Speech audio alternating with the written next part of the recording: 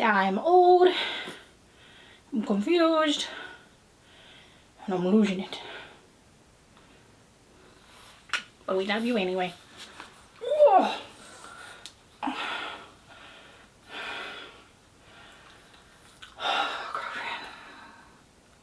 Can you lay down on a blanket for me?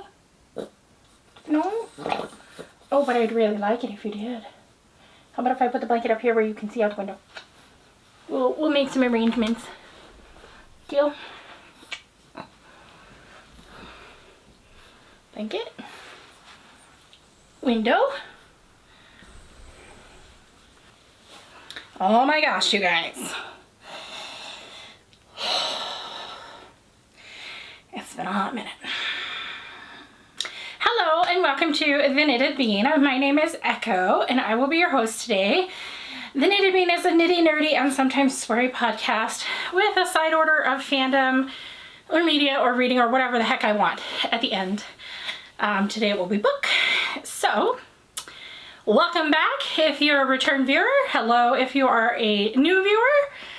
I'm coming to you from Montana, where I live with my husband and my two Boston Terriers, Izzy, who is also affectionately known as Granny, and Lugnut, who is out in the chair, staring out the window and pouting right now. I have just gotten Granny curled up. I'm hoping that she'll stay here for the duration of the podcast. She has just not been doing the very best lately. I'll try and put that picture in here. She's old, so we'll talk about that in a bit. All right, what have we got? As I said, my name is Echo. I go by The Knitted Bean on Instagram and Ravelry. You can email me at knittedbean@gmail.com. You are free to message me or friend me on Discord, where I am capital B EAN #0199. And I think that's it as far as where you can get a hold of me on the socials. I am vastly more active on Discord and Instagram than anywhere else. I post all my projects to Ravelry, but I am not super wonderful about checking my messages on there. So if you message me there and I don't get back to you for a day or two, I'm not ignoring you.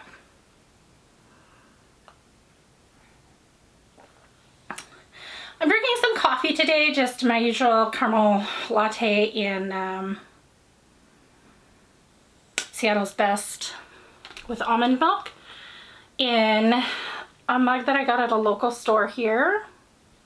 Focus! There we go. It says, you would be nicer if you ate carbs. And then very carefully on the inside it says, that's all. Unless of course you have a medical reason not to eat carbs, in which case I still think you'd probably be in a better mood if you didn't have a medical problem. I mean, God knows I would be in a better mood if I didn't have a ton of medical problems.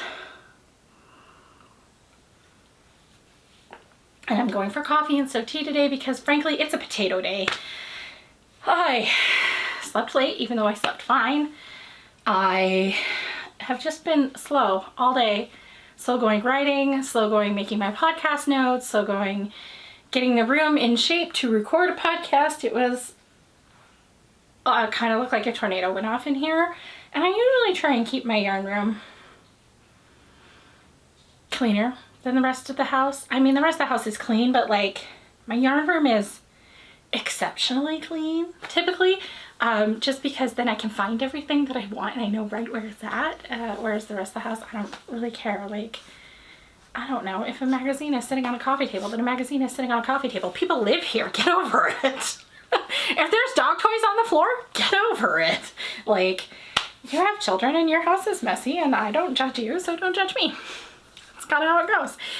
It's not the high legs. You couldn't handle it, could you? Oh, good girl. Oh, she's like, I'll help myself up, Mom. Hi.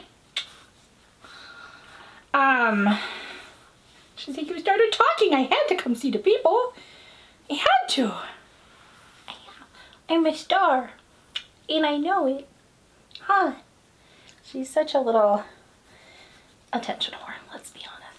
She's an attention whore. I don't know where you think you're gonna be, but like, I can't hold you up the whole time. I wouldn't be able to breathe. And I don't think you'll share with your sister. So, where was I? Oh, it's like not the warmest here today. Although it's been really nice. It's been in the 60s, 50s, sunny, gorgeous, no wind. But also, you know, I said spring was coming last time and it snowed twice since then. So, yeah, welcome to spring in Montana. Today it's like mid 50s or like low teens Celsius, and it's cloudy, and we have a high wind warning of sustained winds of 40 to 50 miles per hour with gusts up to 70, may sustain roof damage, broken trees, downed power lines and power outages, etc. Like, this stuff happens all the time here in Montana. Like, people are like, oh my god, your weather is so crazy. Like, this is just normal Montana weather. It's just insane here. The weather is crazy, and, you know, we talk about it like that, but, like, the weather is drunk all the time. It doesn't know what it's doing. It'll be sunny, and then we'll have a thunderstorm, and we'll have hail that, like, damages people's cars and windows and roofs, and they all have to get new stuff, and then it'll be sunny again, and then it'll snow in the evening. Like, it's a northern weather thing. My people who live in Canada will know what I mean. I need you to get down. I cannot hold you. I cannot hold you. Could you sleep on the bed without eating yarn? Or laying on it? Or bothering your sister? I don't think you can. Okay, hop down.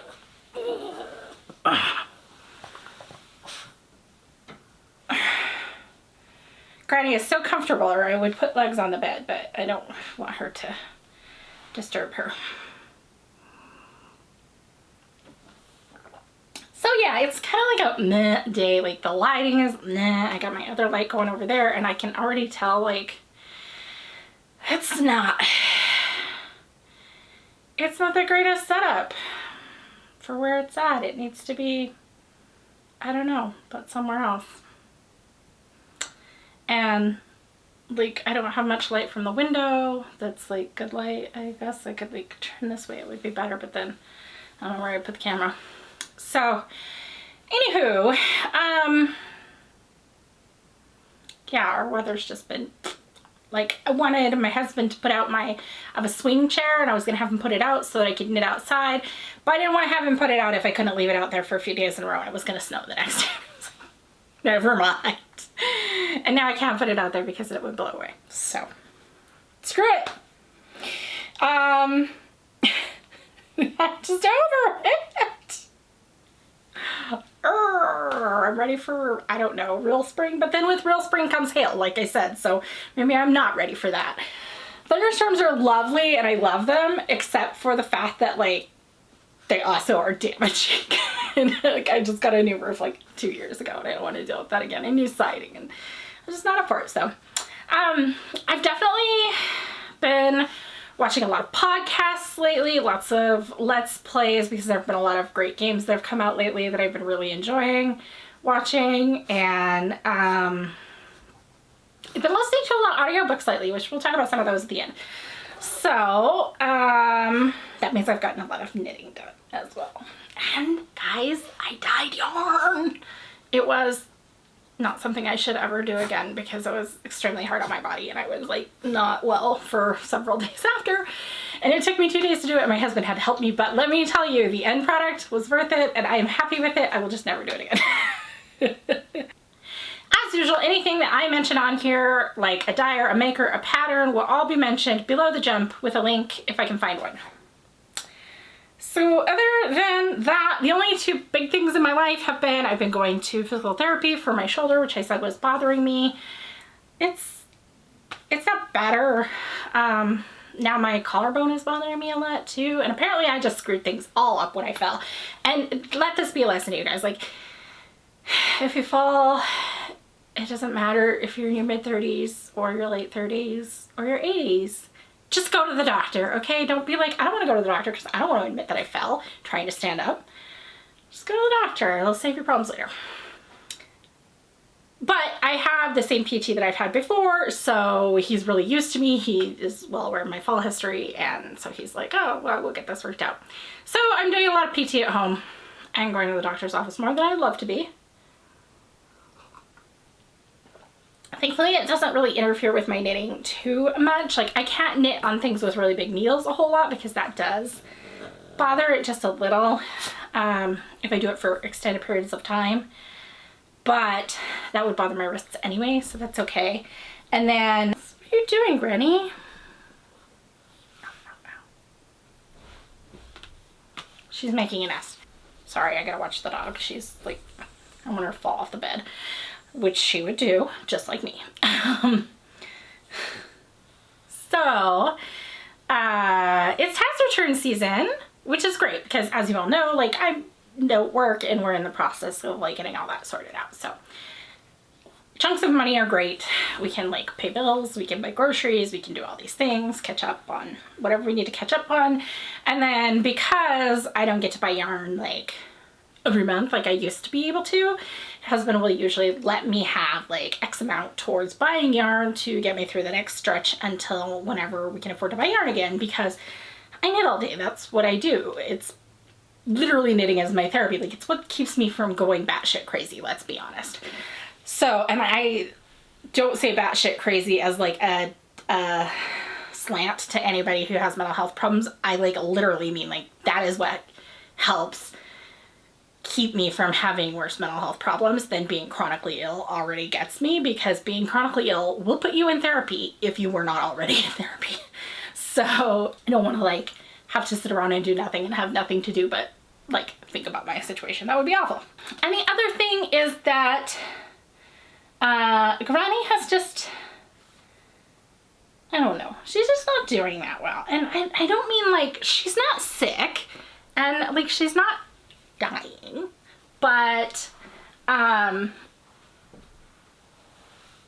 up, you're cold. You can tell that she's old. She is 13. This October she'll be 14. The average lifespan of a Boston Terrier is 12 years old. And she's been in really great health all the way up till about when she turned 13.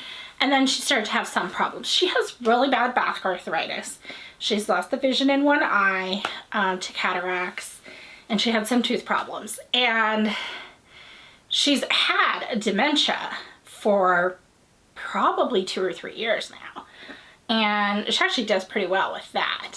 But you can just tell that the dementia is taking hold a little bit more, and like her arthritis is bothering her a bit more, and her back end is getting a bit weaker. And, you know, I would say that she's hitting the end of her mileage.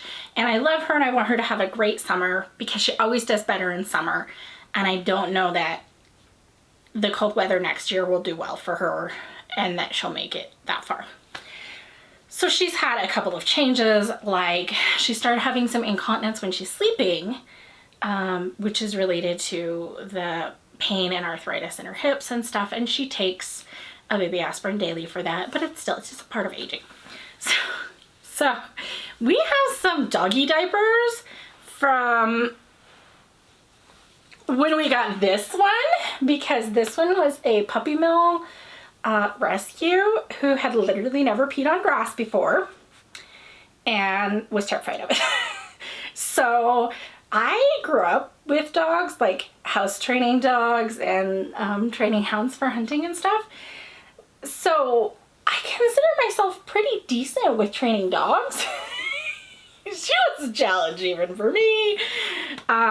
It's awesome to rescue a dog from a puppy mill, but it's also not something to take in lightly. Like if you don't have another dog to help show them the ropes, or if you just don't have an immense amount of time and patience. It took, I want to say about 3 months to housebreak her, and probably another year before it was really solid.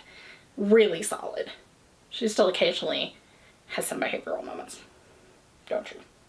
Don't look at me like that. So we had diapers from times when it was just too much for her to be in the crate and too much for us to take her with us and make sure that she got out to go potty, etc. We would put a diaper on her. And so I whipped out the old diapers and we bought some actual incontinence pads from Humans, and you pop it in there and it's a reusable like shell, like almost like a diaper cover for a baby. So Granny can wear those now, but only when she goes to bed. We'll put those on her, and then she wakes up dry and wherever she was sleeping is clean, and we just take them out and toss away the disposable part, and every couple of days we wash the shell, and she's got a couple to alternate back and forth on, and it doesn't bother her at all because she doesn't realize it's happening. Okay, you gotta go down. You're heavy. But you can tell it's from that weakness in her legs. When she walks, she's a little bit of a wobble. So I'm kind of sad about that, to see that. So I'm babying her a lot. She's definitely my dog, and she's my sweet little angel. And it's really hard to see that. You should see the dog. She's in the sun. Oh God, it's hard, you guys. So I will have a large acquisition section at the end because I think everything has arrived now. Yeah, I think everything's here. And I want to cast on all the things. And I got to a point where I cast on a bunch of things and then I was like, oh my God, I want to cast this on, but I don't have another size 5 needle. Okay, I need to stop. Tone it down a notch and finish a few things. So I did. I have some FOs. So my first FO I don't have because I already mailed it off, but I was smart and I took a picture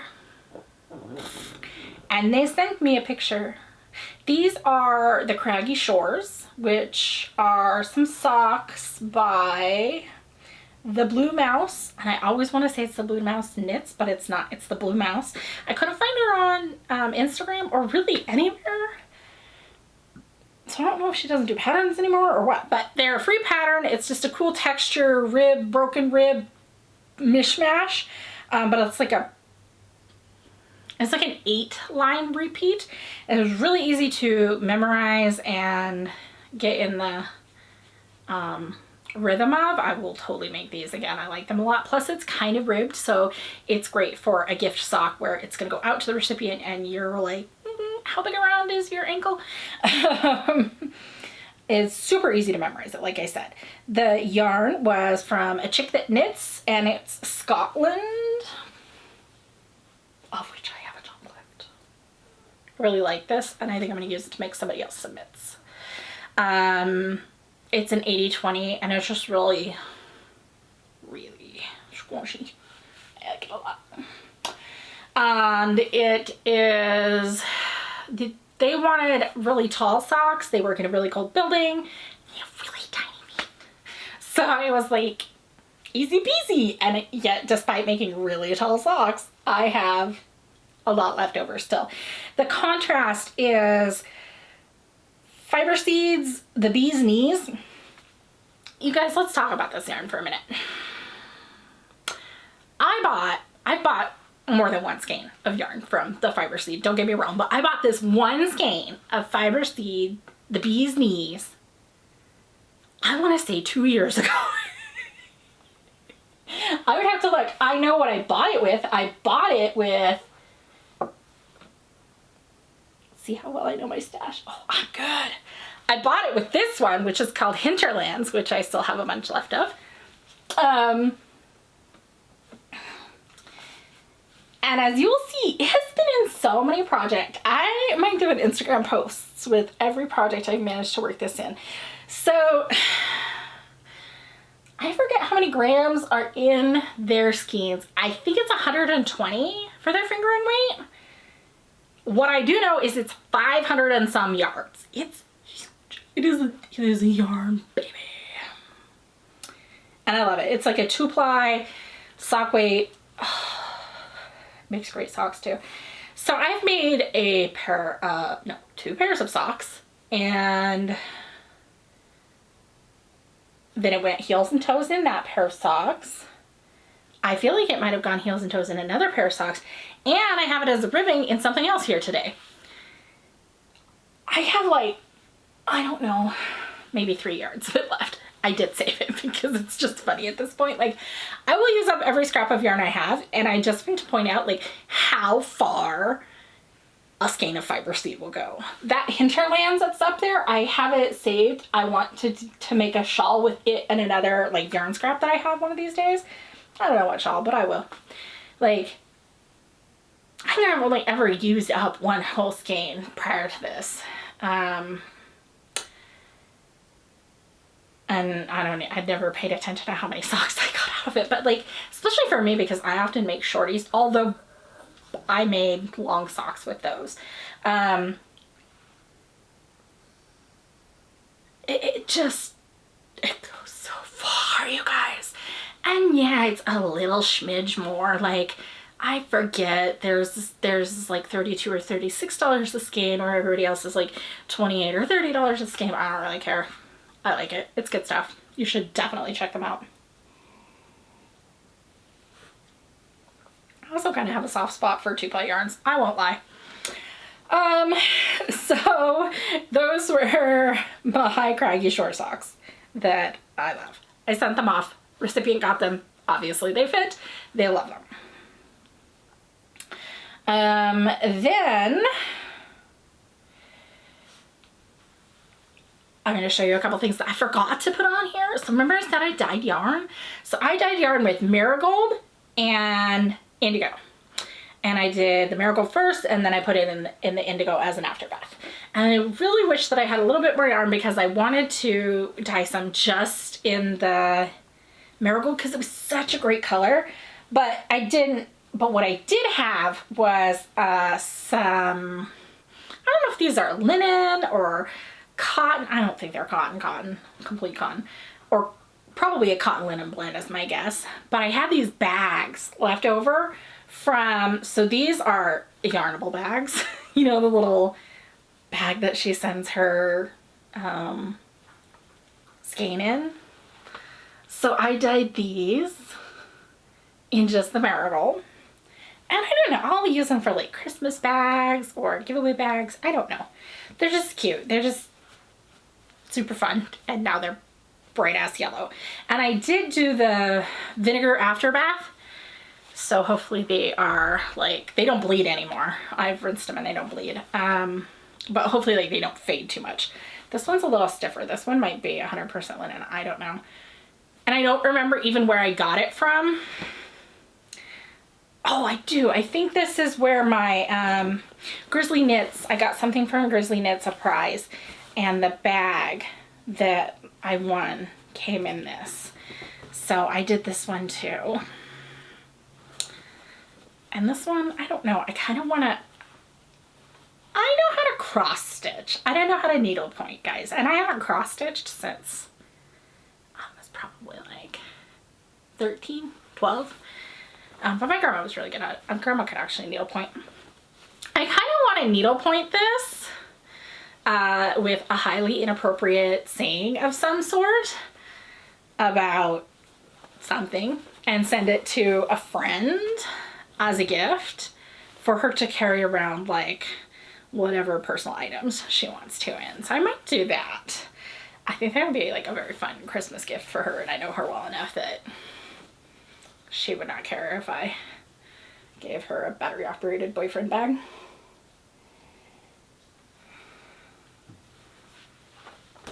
So that's the bags. Then we have the yarn, which is fully scanned back up. I have 5 of these lovelies. Look at them.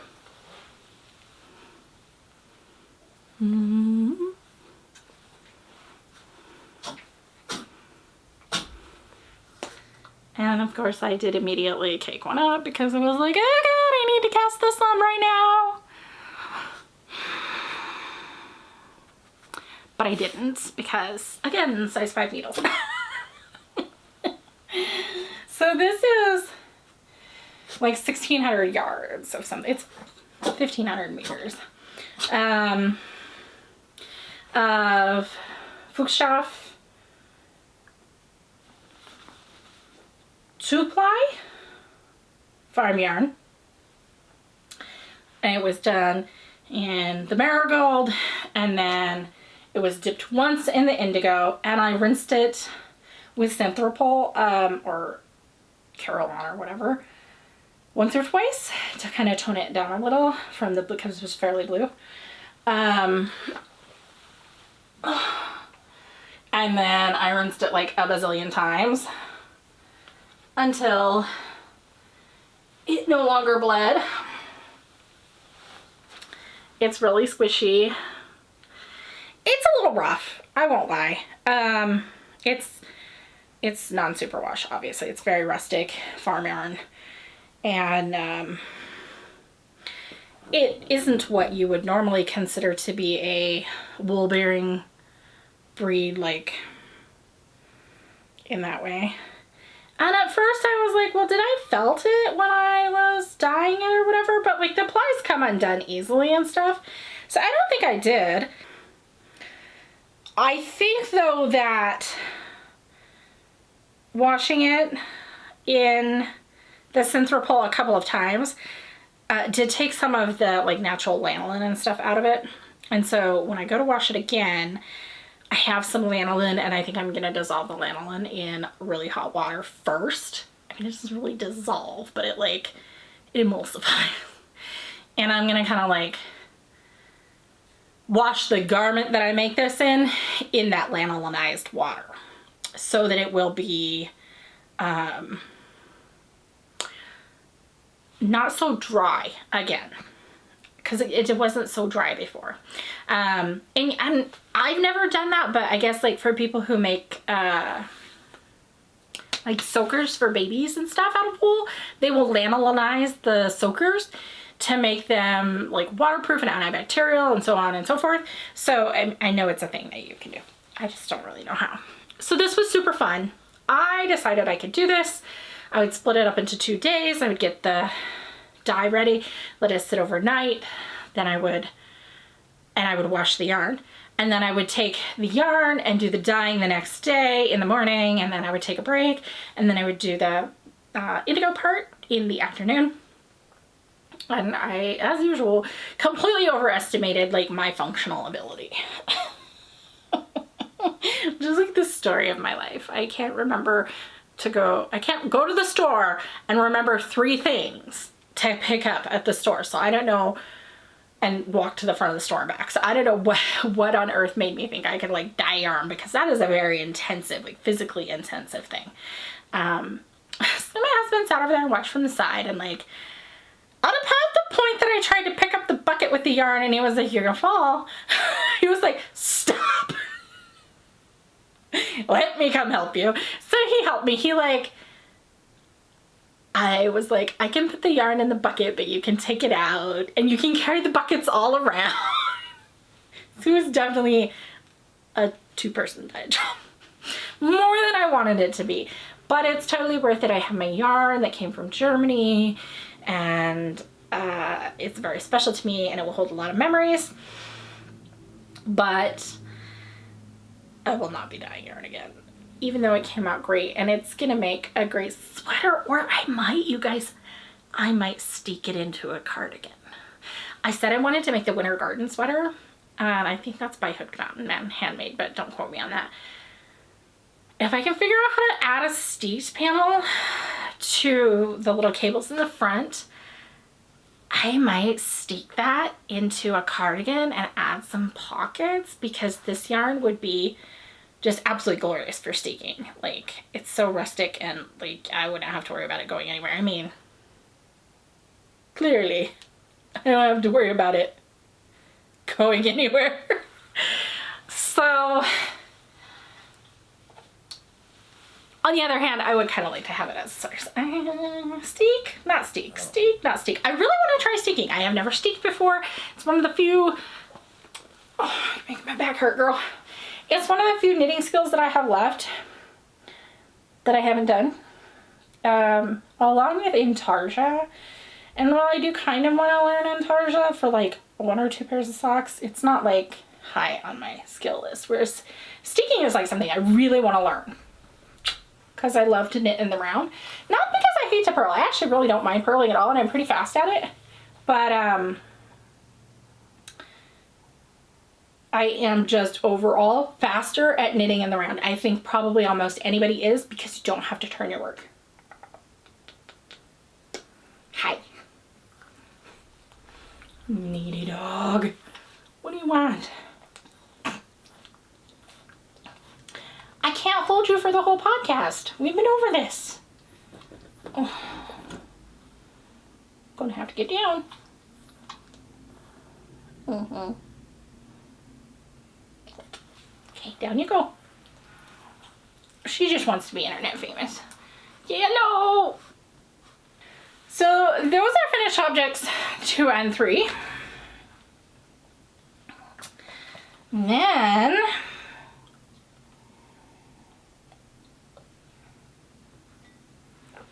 I have finished object number 4.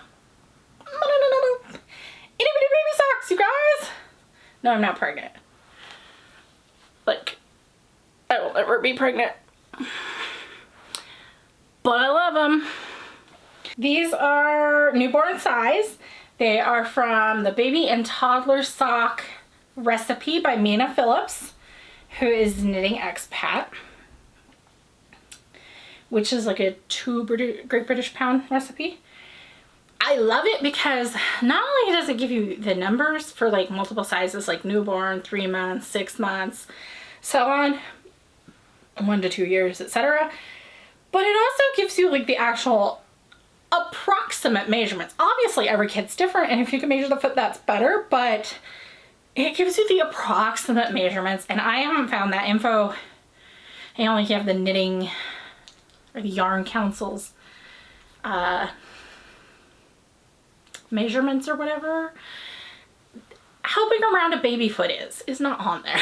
How long a baby foot is not on there. Like what I need to make a shirt is, and that's about it.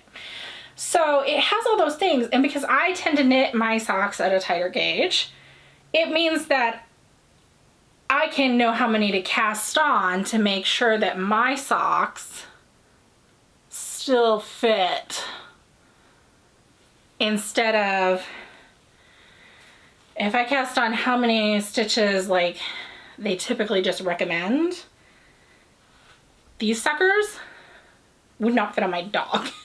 Like, I think I cast on for a 6 month to get a newborn size.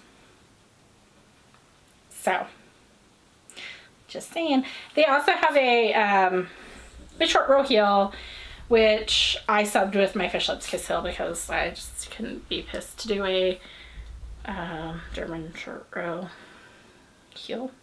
I like Fish Lips Kiss. I have it memorized. It's easy.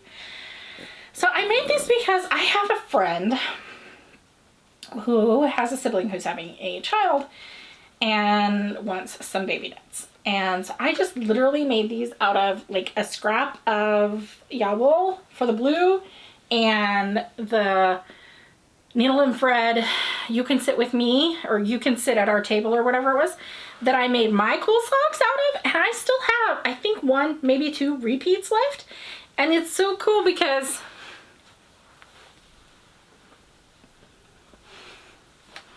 you can see how the repeat like changes in width between an adult sock and a child sock. It's just really neat. I got 2 repeats on the foot and 2 on, or 1 on the ankle, and the whole sock here has 1 repeat.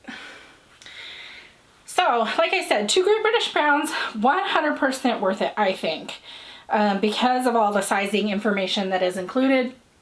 It's just a really good, very comprehensive recipe, like she says. Also, it tells you how to do toe up or toe down, or toe up or cuff down. It doesn't matter, and I really prefer toe up, so that was nice. The only thing I have to say is the way that Mina has you do your toes, the increases that she uses are not the increases that I normally use, and I went ahead and used her increases on this. it looks fine. Absolutely 100%. It looks fine. And honestly, it looks good. Great. Looks no different than mine do. But I found them harder to do only because of the size of the sock. So while I could use that style increase on like my sock, it wouldn't be a problem at all. I think I would probably, next time I make baby socks, I'm going to make them with the increase that I usually use. And I usually use the knit one front and back. And I know there's a ton of different increases people use on their toes. One of my friends uses the yarn over and then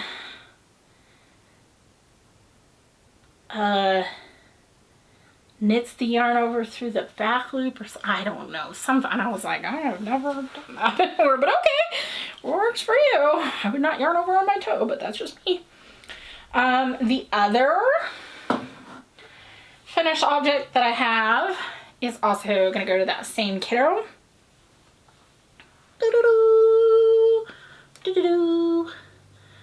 This is a tin can flax light, slightly modified to have short sleeves. I knitted in a sport or DK weight. It doesn't say, but it's 150 meters per 50 grams. And to me, that is a sport weight. But on Ravelry, I think they class this as a DK weight, and I just don't see that. Whatever. But basically it was knit out of a Schöppewolle edition 3 Zauberball, which is 100% merino superwash, 50 gram sport weight Zauberball versus like a regular Zauberball, which is 100 grams and is sock yarn with nylon in it. So I had just enough to make this with short sleeves. I had like, I don't know, maybe 2 grams left over. I did trim around on things to make sure that I matched up my sleeves for the like itty bit that I had sleeves. I wanted it to match up. And I used the tail end of my fiber seed bee's knees to do this down here. This is Farmer's Daughter fiber sock squad leftover that I had, and I honestly don't know what this one up here is. Might be Farmer's Daughter fiber leftover, could be wrong. It has a Kylie in the machine.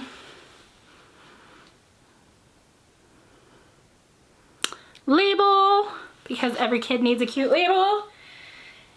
And the colorway of this Zauberball is English Garden. When I went and looked, like all the English Garden colorways, they did not look like this to me, but it just depends what like little section ends up on the outside, and that's all. So it is what it is. This is the 0 to 6 month size, but it's made in sport weight. I have already thrown it in the washer and the dryer. It holds up just fine. And I did add 2 short rows to the back to bring the bottom up. Excuse me. Because I hate not being able to tell which one's the front and the back. And I know for practicality's sake, if you don't do that, then you can like wear whichever side's not stained on the front on the kid, but I don't really care. I did also kind of make the sleeves a little poofy, and I did that just by dropping down to the cuff size needle a little early.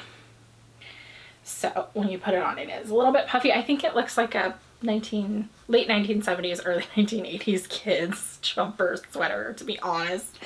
It gives me so much that vibe. And my camera cannot pick up the massive array of colors going on here very well. Like this camera can, but like my phone camera could not handle that. Also, my light is apparently dying, even though I swear I charged it before this, so Now you're gonna get the real wonky lighting. This is gonna go to the same kid though. I would say this is probably like a 3-month-ish sizing. Maybe 6-month.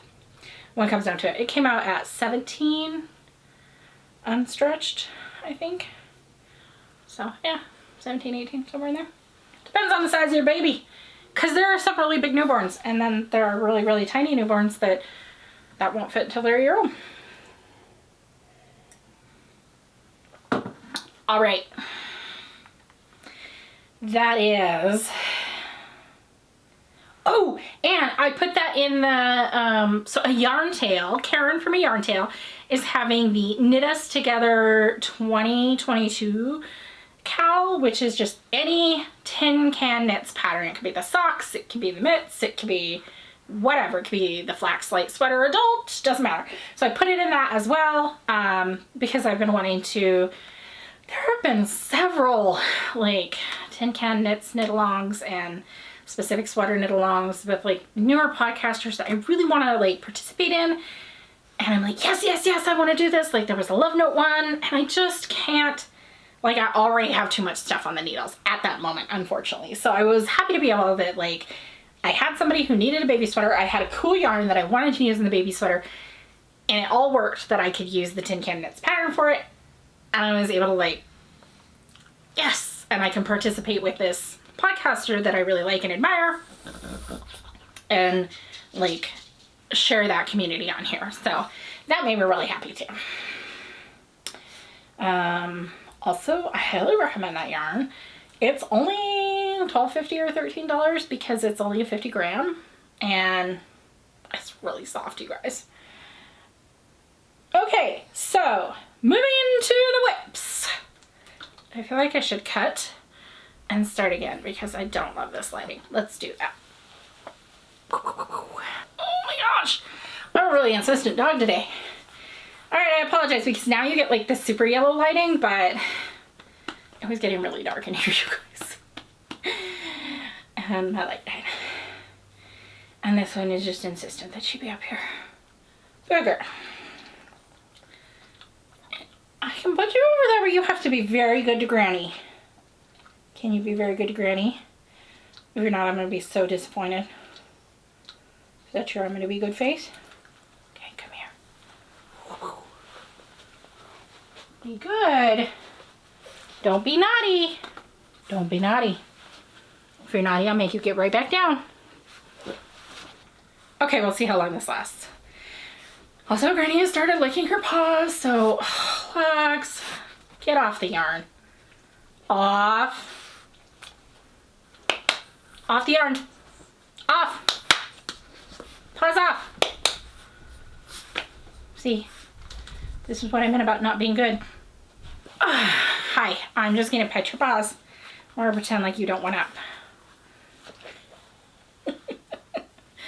Oh my gosh, you guys. If you've ever had small animals, you know exactly what I'm talking about here. Okay, moving into the whips. With the bad yellow lighting and the dogs that we just tried to put together on the bed, it did not work. So, I have 2, 3, 4, I don't know. Okay, so we still obviously have my Shiny Husband socks. We're not even gonna talk about them. I haven't put the heels in yet. Then I have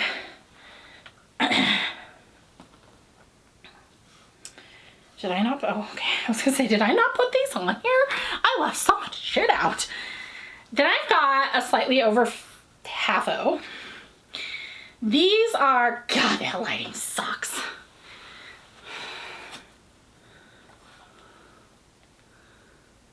It's terrible, you guys. So these are what I'm calling the EKG socks. Obviously, they have like a little EKG strip on the toe, which is just some color work that I made up myself. These are for a gift for somebody in the medical field that deserves them. So they are Farmer's Daughter fiber toe leftover. This other darker purple is a chromatic yarns left over from my advent calendar. Man, words are hard for me today. And then this whole green is Sheepyshire in the Lichen colorway. And I like it because it has some of those same tones in it, which is going to be almost impossible to see, but like it's got the occasional little fleck of like fuchsia purple. So I knit this up in like, I don't know, 3 or 4 days. It's pretty large. It's US, women's US 11. And they wanted tall socks again. So I got that one done. I have started on the toe of the other one.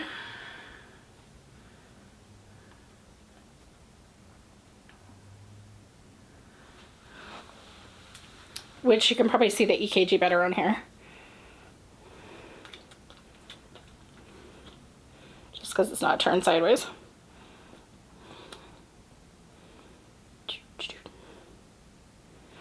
And this little guy. This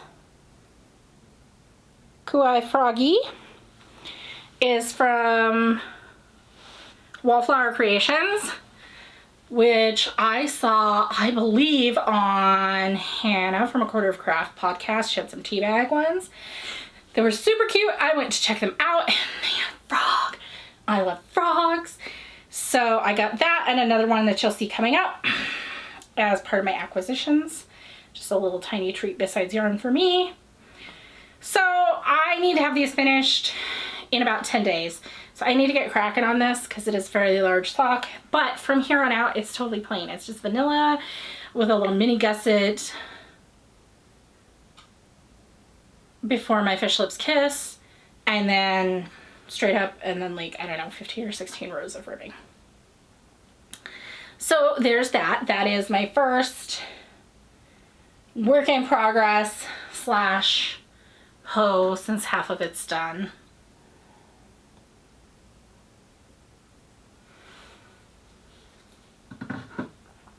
Someday I will replace this yellow light. I hate it so much. Then I have my husband's single malt, which has gotten plenty of love, but I've also kind of stalled out right now. Just trying to go the right direction here. So it is all done down to the ribbing on the bottom, and I have like, I don't know, 1/3 of one sleeve done. Boop. I'm short. I'm short. On here I have, oh, it's hard to see. It's a kitty. I'll insert a picture. Which is also from Wallflower Creations. I ordered a 2-pack mystery pack and just mentioned that I would be really excited if I got a frog. And I got a frog, and I got that. So I'm a little bit stalled out on this because these are my 12, 16 inch needles. And I could have sworn that I had a 9-inch size 8, which is the biggest that the Haya 9 inches go, or that the Chowgu 9 inches go. I could have sworn up and down that I had one. No, I have a Haya size 9, which is not what I need here. So I need to get a 9-inch circular size 8 Chowgu for this to finish out the sleeves, because they do get quite a bit smaller, and I can't stand magic loop. I'm not saying I can't do it, I'm just saying I don't like it.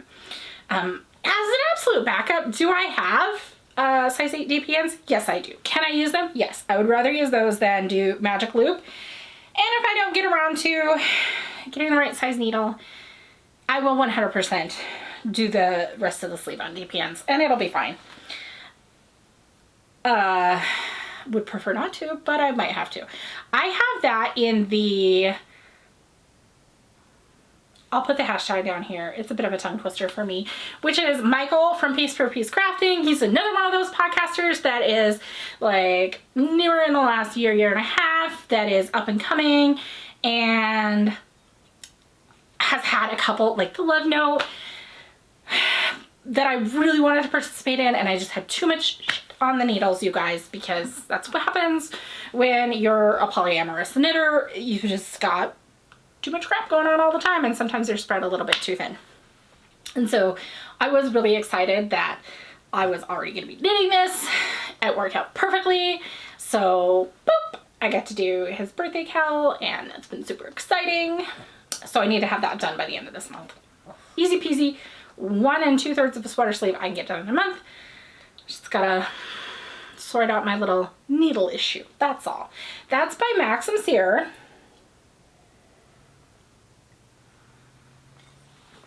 And I don't know, it's like an $8 or $10 pattern, but it's totally worth it. It's really nice. He always has like really good detailing and finishing. And I'm doing it in 2 yarns held double. I'm doing a recycled, what is this stuff called? Queensland Tweed.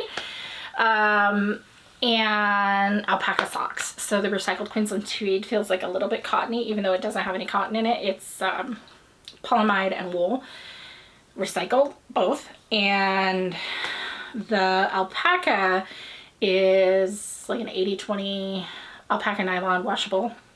So it makes for like this really soft, durable combo with a nice little like heathered melange look that he's in love with. He has tried it on. Excuse me, he has tried it on. He tried to walk off with it on the needles because he wanted to go looking for them. I was like, where are you going? He's like, I'm going to look in front of the mirror. And I was like, you gotta warn me. You can't just walk off. It's on the, you're attached to a ball of yarn. Get back here. So he likes it, needless to say. He's not gonna get to wear it this winter though. And I had already warned him of that because I wasn't in a hurry to get it done. Like I could bust out a garment fairly fast if I want to. I told him I wasn't going to do that because it's on big needles. So that is the single malt. Then I have my V-back tee, which is living in my Naughty Knitting Socks by Katie. We have a discount code that I will put down here for 15% off. You've all seen this 100 times, but I still love my mermaids in here. This is currently attached to 1 ball of yarn. It is a fade of 5 yarns for me. And I finally, you guys, finally split for the sleeves. And it felt like it took forever to get there. I'm not gonna lie. Because it had like 600 stitches almost on it before I split for the sleeves. Because I'm making like a 55-inch chest. And for the record, I am a 53-inch chest. So now I've got sleeves here. I've got a bust here. Alright, so it's kind of straight lined in the front. And then in the back, you have this big dippy V. She goes like that. Ta-da!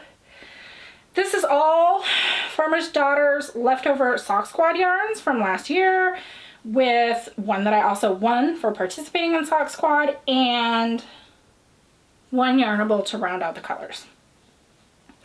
So it is 4 fingering weights and 1 sportish weight.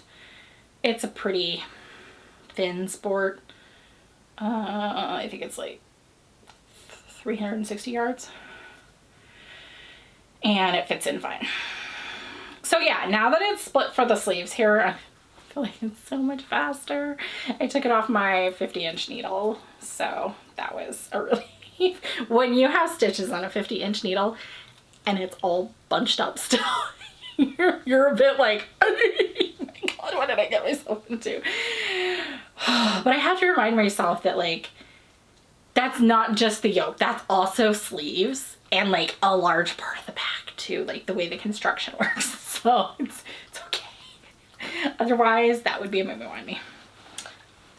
So I'm really excited about this. I got this started a while back, and then I paused because I would have finished it. That would have been a problem because I was going to do it for Bente from now Bente's Bag of Holding and the Epilogue Lady. And also, I think the store is still Arctic Craft by Bente. Has a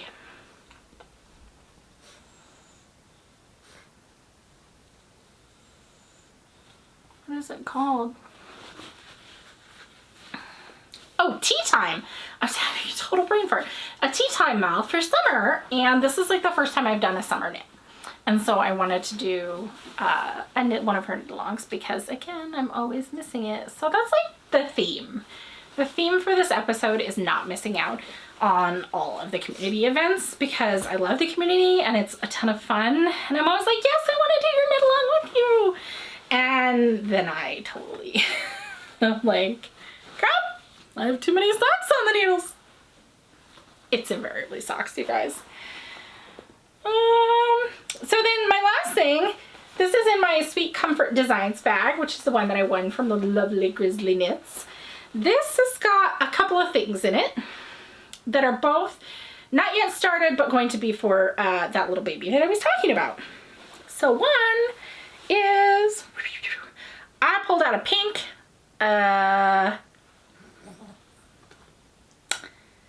it's not an otter pup because, what are you doing, Legs? Because Aiden's otter pups are single ply and this is 2-ply. It's from a couple of years ago, the Halloween box, and I don't remember the colorway, but I pulled out a pink and I'm gonna make some baby socks. And then the person that is asking me if I wanted to make these things gave me a little bit of money to spend on them. So I ordered the apple pie colorway from Sweet Georgia, which if you've never knit with Sweet Georgia Tough Love sock, for, yeah, this is like right up there with Fiber Seed for sock yarns that I love.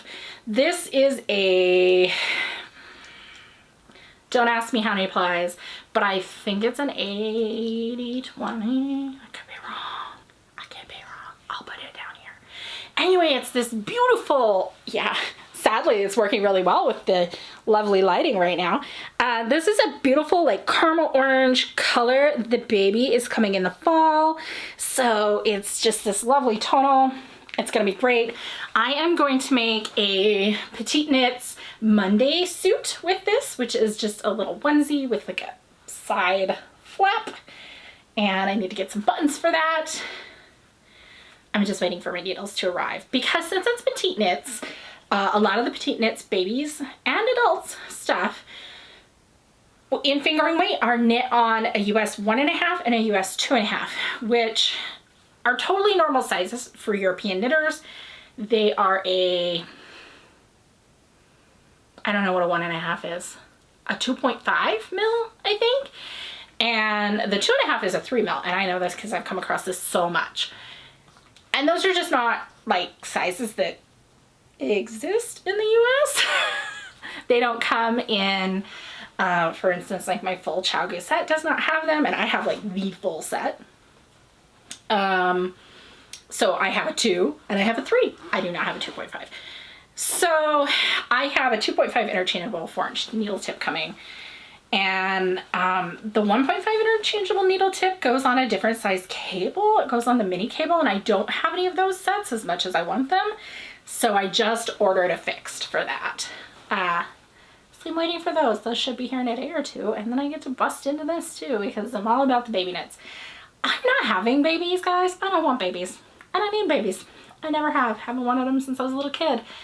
But that doesn't mean that I don't like making things for babies. And in fact, love making things for babies because like a washcloth, they're really fast, they're really cute, and there's an immense sense of FO satisfaction that comes with like, boom, got that done. Okay, now I can tackle that 600 stitch monstrosity that I need to get to the sleeve split.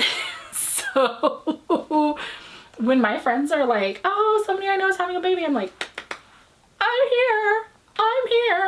because nobody in my family, nor any of like my really like my best friend, those people are not having kids anymore. Their kids are adults, or at the very least, like budding teenagers. Like, it's gonna be a while. I missed that phase. I didn't knit when my family was having babies. That's it for the whips, I should say. I don't think I have anything else. No, I do not.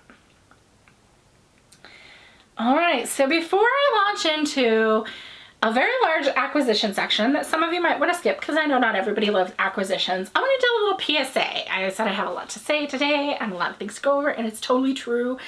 I have a book rec at the end that is a nonfiction book on healthcare that I think everybody should listen to, male, female, queer, straight, fat, skinny, whatever. Like, it would give everybody a really good insight and point of view as to why some people are super frustrated with the healthcare they receive. And as somebody who worked in healthcare for like 2 decades plus before they became disabled, I completely agree. That's all I gotta say. Like, I get it. I totally get it. I've seen it in action, and it's something that needs to change. So, but that also kind of like brought up some other things that we deal with a lot that I wanted to talk about. And one of those is fatphobia. I'm here, I'm on YouTube. I'm obviously a very large girl. I'm also disabled, and I'm also queer. And that is like, I don't know, 3 marks against me. Granted, there could be more. I could be a person of color. I could be trans. There's lots of other things that I could have going on that could make me even more downtrodden than I am. I'm not ignoring the fact that I'm privileged in that I'm female and white, okay? But on the other hand, there are a lot of things that people see about me, and they make a lot of judgments. And the book that I was reading really kind of like brought that up, and I was like, I think that's something that I want to address for people, because there's so many misconceptions about when you see a person who is overweight, or a person who's obese, or a person who's morbidly obese out in your community, and what people tend to either consciously or unconsciously or simply by social bias think about that person, right? There's a lot of belief that people are fat because they are lazy, or they're fat because they simply don't eat right or aren't moving enough. And is that the case? Sometimes, yes. Is that the case all the time? No. And you're just looking at that person out in public. How can you tell the difference? You can't. And when you have assumptions like that, it pays to stop and think about, like, what am I assuming about this person that I don't know, and how are my biases affecting how I treat them? Because a lot of people who are overweight, I would probably go so far as to say all people who are overweight have at some point or many points in their life been treated as though they are a bad person simply because of how they look. And you really know nothing about them. And I'm not saying that everybody who watches this is doing that, but maybe somebody you know is. Maybe you see somebody else doing it. Maybe you see the cashier at Target doing it to somebody, and if you don't take note of that and like be like, wow, that makes me uncomfortable, then you're kind of also growing socially accustomed to it, and that's part of the problem. It's also a huge problem for medicine in that people don't want to go to the doctor because they are afraid of how they will be treated, and they are treated a certain way at the doctor because they're fat. So, you know, people assume that you're fat because you're not eating right, and they don't know how many calories you eat. They don't even know what you know about nutrition. I mean, in my case, I've been in the healthcare field for 20 years before being disabled. I know a lot about nutrition. I know how many calories to eat. I know what kinds of foods to eat. I eat those kinds of foods. I'm not out eating fried chicken every night. Sorry if you think that's why I'm fat. It's not. Don't mean to burst your bubble, but I'm gonna pop it. Like, there are many reasons for being overweight, and if you go to the doctor and the doctor has the assumption that that is why you're overweight, they're less willing to listen to no, really, I'm eating healthy and I'm moving as much as I can, but I can't seem to get this weight off. When that's in fact possibly a symptom of something that's wrong. And it leads to a lot of overlooked diagnoses or a lot of missed diagnoses, which I can say has happened to me in the past and has also not happened to me in the past. I have the fortune of, I was not especially heavy when I started having problems. I've been having problems since my late teens. I was diagnosed with osteoarthritis at 19. That is not a common thing. So I was not overweight when I was diagnosed clinically, and yet the doctor still told me to lose weight because it would help my osteoarthritis. Which is like, okay, so do you want me to become anorexic so that my osteoarthritis is better? Because there's that bias that, well, osteoarthritis only happens to old people or fat people, and you don't fall into either category. And I can't, there's like no visual way you can be old, so maybe you're fat, even though I'm looking at the number that's saying that you're not. So it really clouds people's judgment. It becomes really unhealthy if we propagate this like belief that people who are fat, I'm sorry if you can hear Legs chewing on her toy, people who are fat are lazy or not eating right or not doing the things that they need to do, or even that they don't know the things that they need to do, because they might. So when you think to yourself, well, I'm going to tell that person they would be healthier if they lost weight, like, stop and think. Why do you really want to tell them they would be healthier if they lost weight? Is it because you know them really well and you love them and you know that you're a person who can have that conversation with them? Then maybe it's appropriate. But if you don't know them well, or you don't know their health status, or you don't know if they've talked to their doctor about it already, because that's really who they need to be talking to about it, then examine why do you want to do this. Because you want to say, well, I lost weight and it made me feel better? Wonderful. Just say I lost weight and it made me feel better. Like, losing weight is a huge deal and it's really hard, and it's a wonderful thing to do. And for people who are able to achieve it, it's really great and they deserve a pat on the back. But you can pat yourself on the back without also stepping on somebody else, because there's so much negativity around, well, if you just lost weight, you would be healthy. And I can say for a fact, I'm not healthier when I'm skinny. I wasn't healthy when I was skinny. And I'm heavy because I wasn't healthy. I haven't gotten every diagnosis that I need because, well, frankly, probably because I'm female and I'm queer and I'm fat. You know? It's taken me a long time to find a doctor who will even listen to what some of those problems are. And even now, while she listens and refers me to other physicians, sometimes those physicians will be like, I see you have a diagnosis. I don't believe that disease exists. And it's not something that's contested. It's like, I have literally had doctors tell me Hashimoto's is not a real disease. It doesn't exist. It's normal for people to have a thyroid up to 10. And I don't really feel like that's a contested thing, but okay. So that's my little PSA. Just stop and think. If you're tempted to say something, why are you tempted to say something? If you see somebody else saying it, you know, maybe remind them that, like, you don't know that random stranger that you just made a comment about, so it's kind of odd for you to be judging what their health is based on you having no info. In the same way that we try to be allies to, you know, queer people or whatever by saying, like, oh, it's not polite to use a slur for someone who's queer because queer people are people too. Fat people are people too. Like, we're not bad people. Being fat does not give you the right to treat us like dirt. That's my PSA. Same thing goes for queer. Same thing goes for female. And honestly, because those things apply to me, but these things don't. Same thing goes for being trans, right? Same thing goes for being a person of color. And that will roll right into my book review, which is a book called Doing Harm. And it is by, I I can't ever remember this lady's name. Maya Dusenbery. You guys need to read it or listen to it or however you choose to consume your books.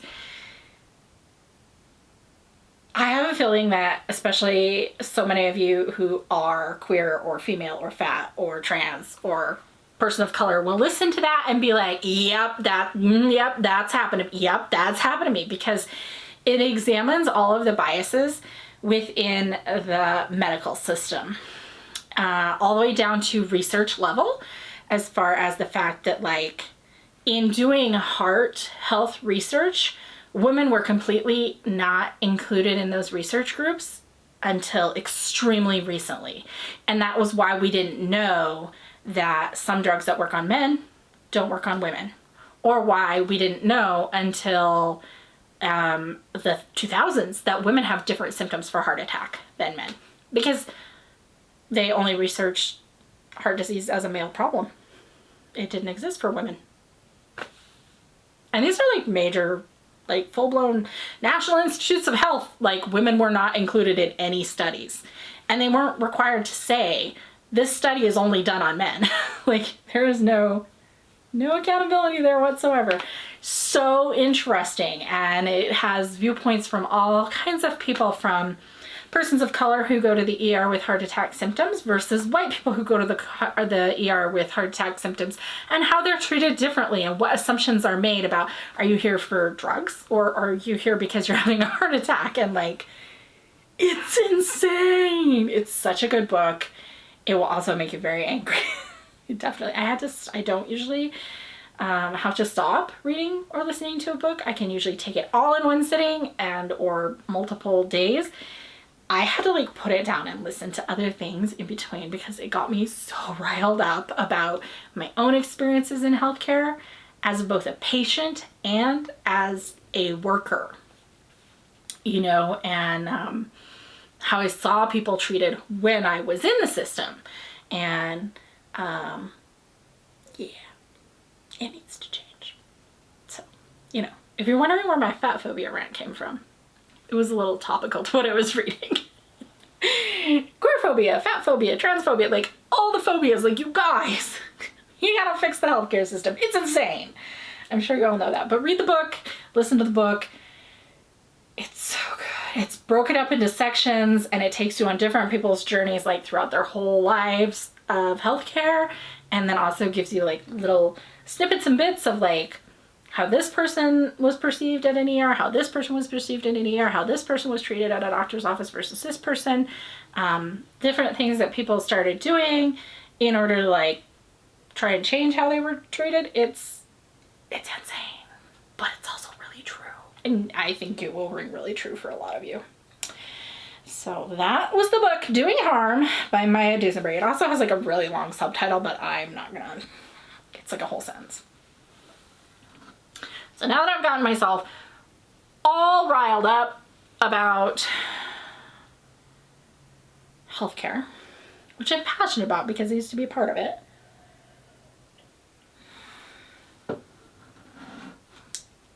let's talk acquisitions, you guys. I have a shit ton, and I am not underestimating that here.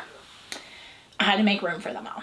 So, like I said, I got tax return. I got a certain amount of money set aside for me to buy yarn, and I was frivolous with 1/3 of that. With 1/3 of that, I was extremely, what would you call it? Like, I can't think of the word, you guys. Extravagant. And with 1/3 of it, I aimed middle of the road, and yet really amazing. So let's start at the frivolous end. So at the frivolous end, I ordered from my favorite dyer here that's local to me, which is Farmer's Daughters Fiber. If you've never figured that out, I don't know how. I got a little, this is super cheap, a little journal, boop boop, which is just, it's got lined pages and pretty drawings, and I really like it. It has a rabbit with a trumpet.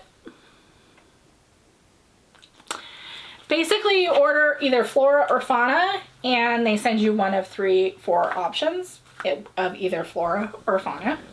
I would totally get it again. It has like a really, this is so funny. It has a really sensory, satisfying feel. It's very waxy smooth. But then like where the notebook is, you can feel that that's a different texture. Yeah, I get way too into that, you guys. I don't know what I'm going to use it for yet. Like, I want to use it for a knitting journal, but then I do yet Ravelry. So I'm like, would I keep it up if I have to do 2? I thought about using it for podcast notes instead of my phone.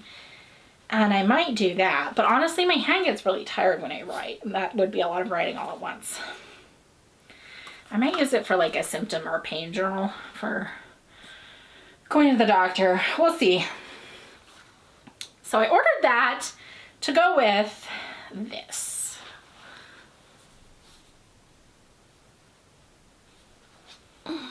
Aquila, I see you.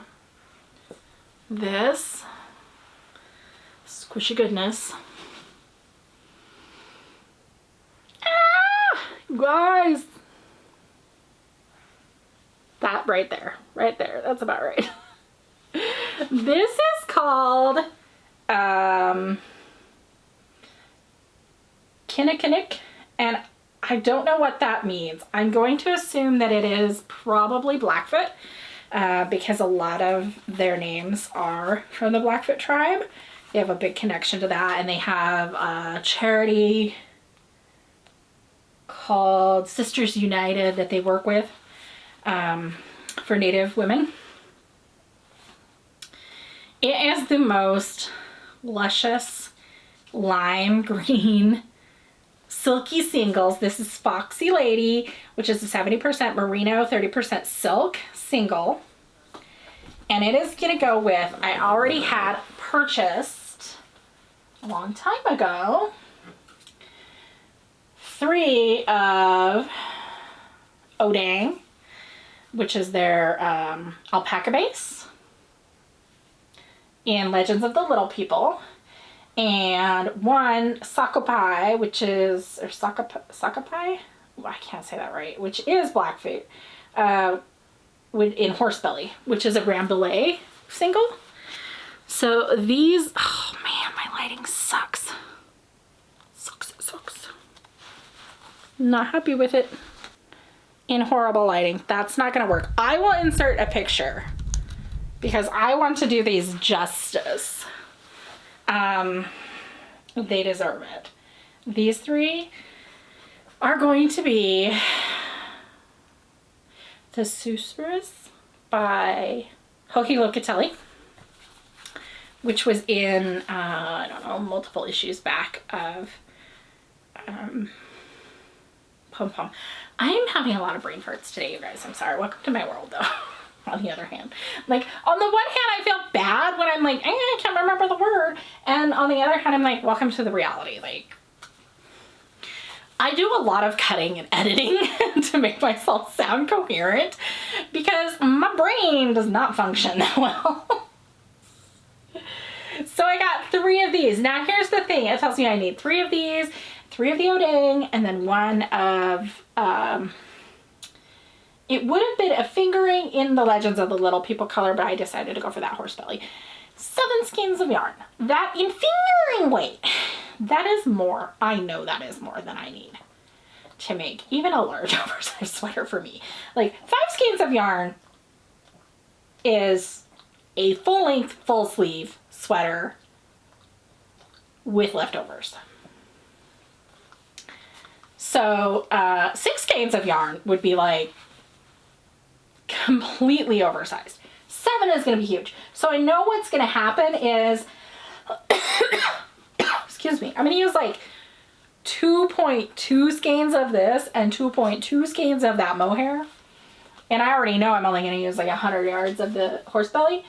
But I don't care. I will use the leftovers in some amazing project. I knew that I wanted to make that sweater when I saw it because it looks good on everybody. Skinny, fat, big boobs, no boobs.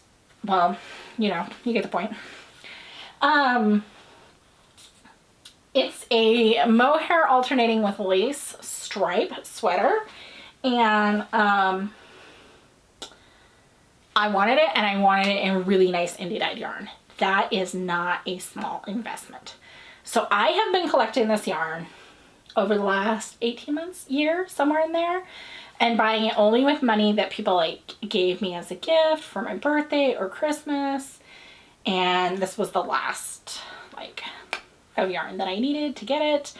So now I have everything. I bought the pattern for, well, I had to buy the whole pom-pom because it's not separate yet. Even though I'm probably not gonna make anything else out of that pom-pom. I'm ready to go. I can make it whenever I want. So it's just resting in my sweaters quantity thing. I'm gonna pause and, guys, like, get another cup of coffee. This is a long one and I need it. Okay. I'm not picking you up again. Stop. And my battery's flashing. Oh my god. I did charge it full too. Okay, so back to where we were. So I can make that susurrus whenever I want now. It's not gonna be right away, you guys. This is for like, I don't know, next fall. I have to keep a couple of sweaters quantities of yarn and stuff in my stash because I don't have the luxury of just being able to buy yarn whenever I want. So like, I don't know if you've noticed over time, but like my stash shrinks. And then I also add to it. Like, it's changed, and I think it would be interesting to do like a, how has this changed since I first came in here and started recording video, but not today. So that was my splurge. That's the word I was looking for earlier. That was my splurge yarn. Complete and utter splurge. Like 3 skeins for $100. Come on, that's a splurge. It's a huge splurge.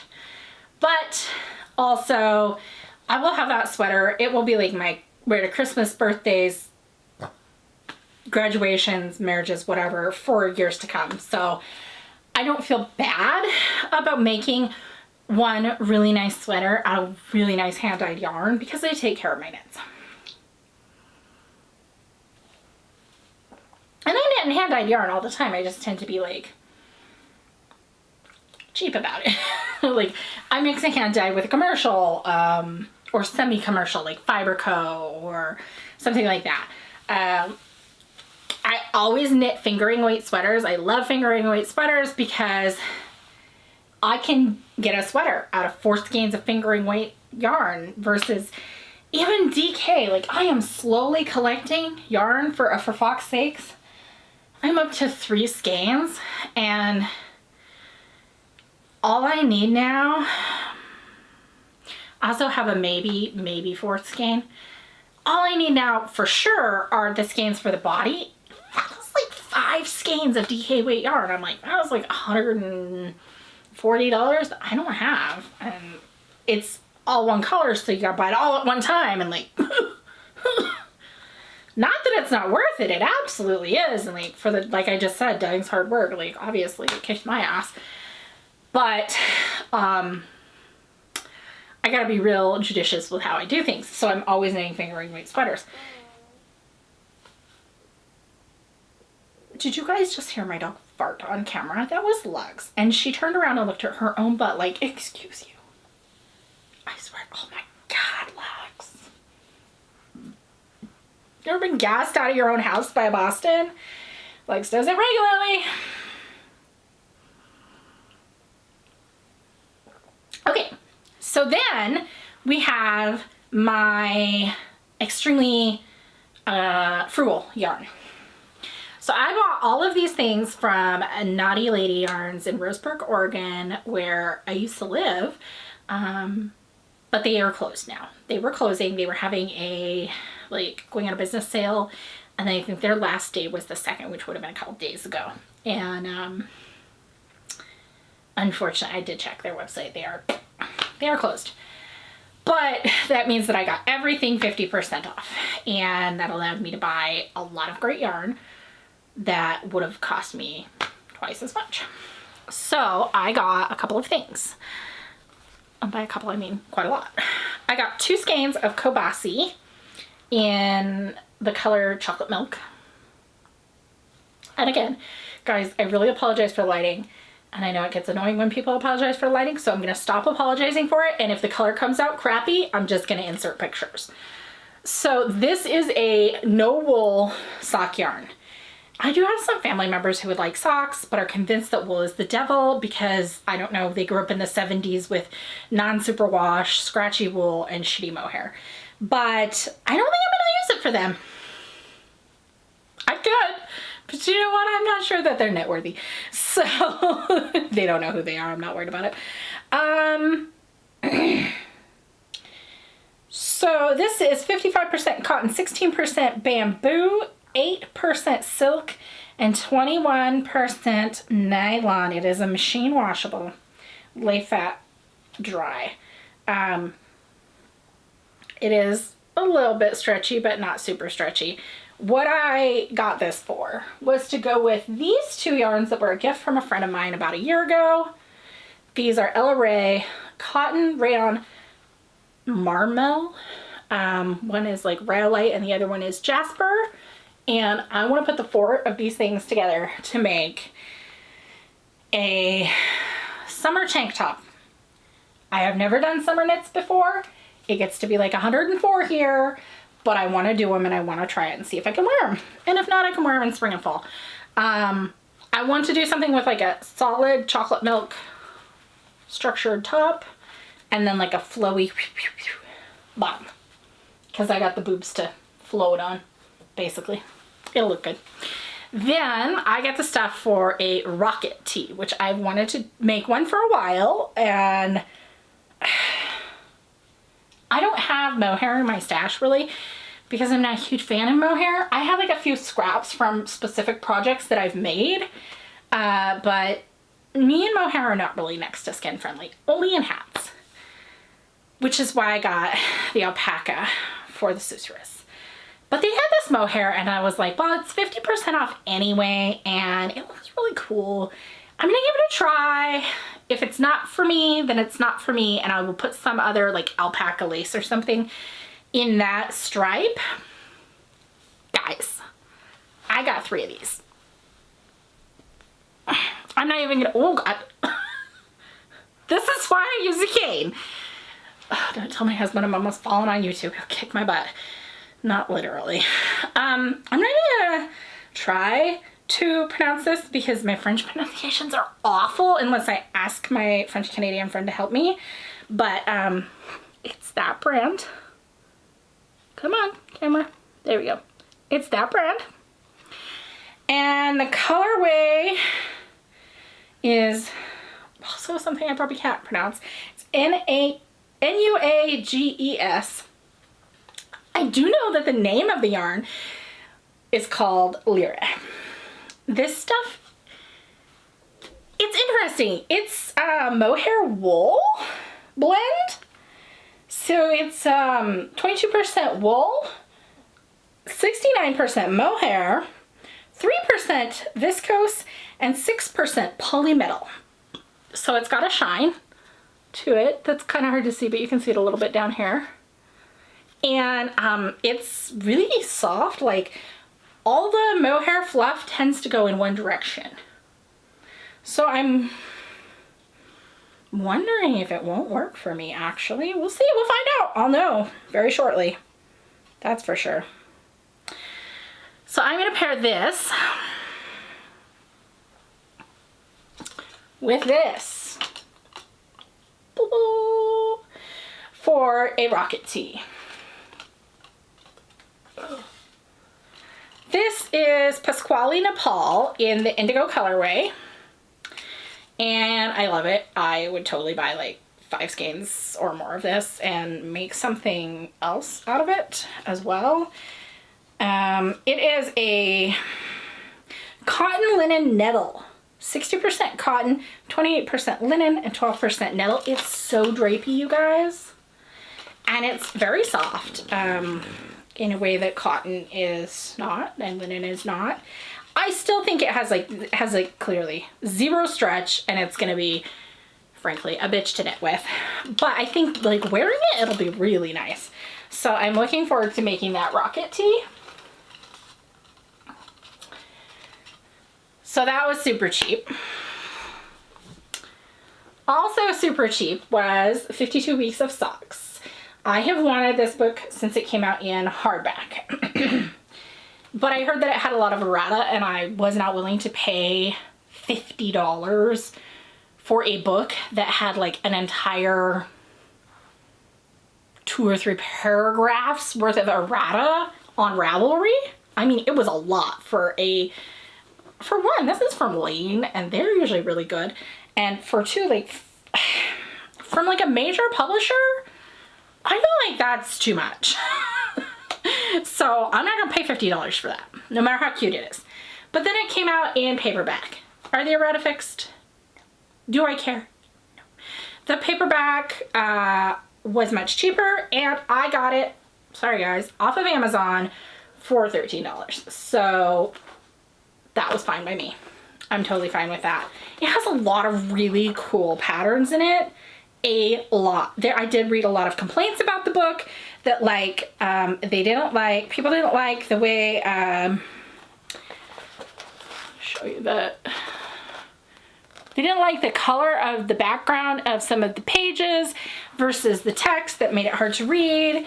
And I can see where if you had like vision problems, that would 100% be an issue. 100% be an issue. And also the text is pretty small, but I can read it, so it's not a problem. Every pattern is kind of done on its own. It's not uniform, so the sizes aren't uniform throughout. Some of them are in centimeters, some of them are in inches, some of them are in small, medium, large, so on and so forth. But they're cool sock patterns, and that's not really any different from how I would acquire sock patterns on Ravelry. For $13, if I knit 3 pairs of socks out of here, I have well made my money. I'm not worried about it. It's going on my shelf, and I've already picked out a couple pairs of the more challenging ones that look like a ton of fun. If I sound like I'm rushing, it is because the camera is blinking at me, and I don't think I can get the dogs to settle down for a 3rd time.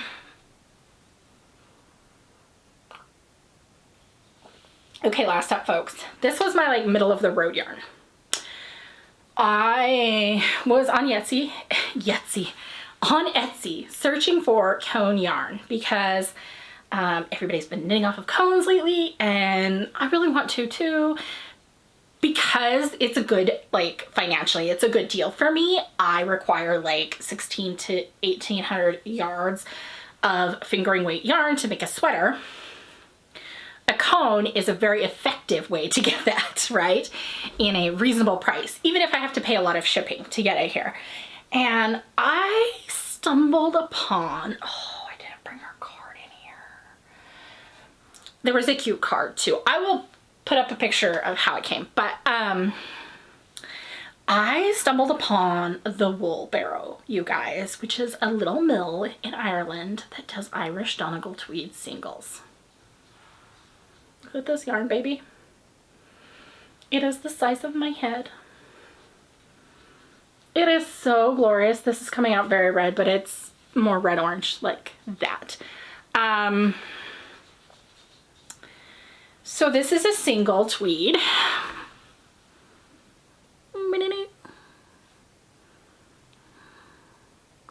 There we go.